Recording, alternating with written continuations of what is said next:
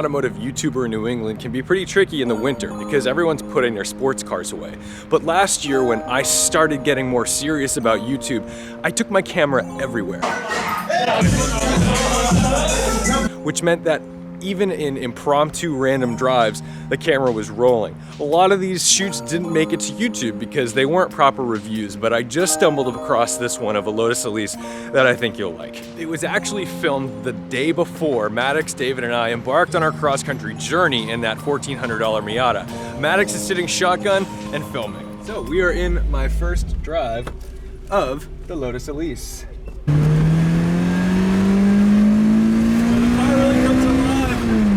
Above $6 grand. The speed of that car indicates to me that there are no police ahead. But there are turkeys, which we avoided.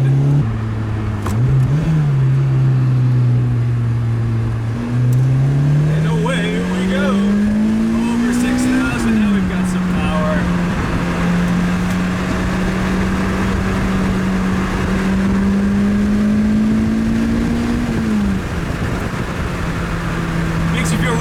When the light that says brake comes on as you're entering a corner every time.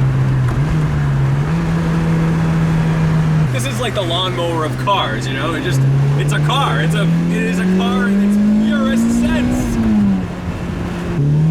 Let's get into it.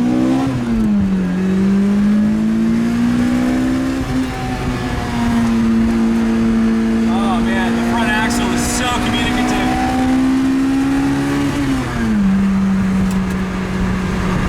It's hard to keep it in lift because you've got to really wind it out.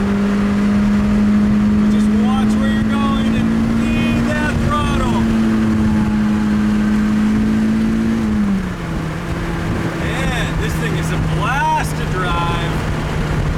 It loves corners. Toss it in, gives you feedback, lets you know that it's there. You just feed it and go.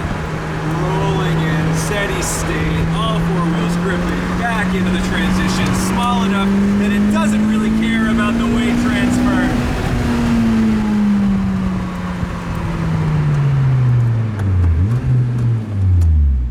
Oh, this is fun. The gas pedal's really narrow, so it is actually a little tricky to heel toe this car. Like, it could be wider, so that way I could actually reach it. Oh, look who's behind us! D-Bam.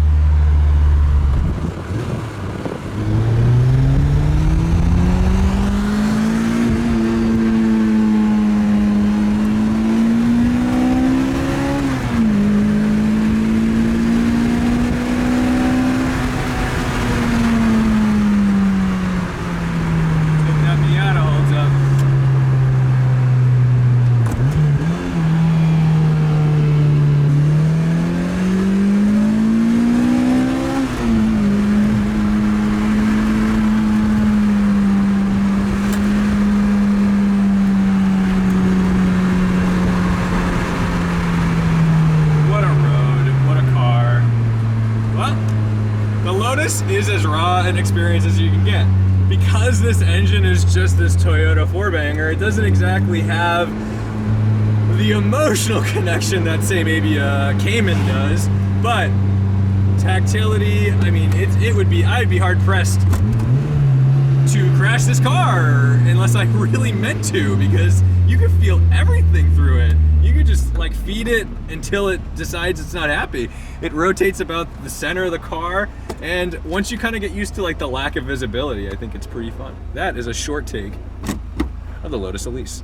All said and done, I think the Lotus Elise is cartoonishly small. The steering wheel is actually the most interestingly small part of the car, because although the car is tiny, when you actually have it in your hands, it feels kind of insane. But that makes it feel like a go-kart. They're holding value really well. They're still sitting around $30,000. What you'll notice though is that the build quality is still more on the level of a kit car. These are from 2005 or so, and Lotus is not Porsche. So if you're looking for a car just for the sake of handling and excitement, it's light, it's fast enough, it's a fantastic car. If you're looking for refinement, I'd probably go German. So thank you so much for watching, liking, commenting, and subscribing. Don't forget to hit that subscribe button and respect the drive.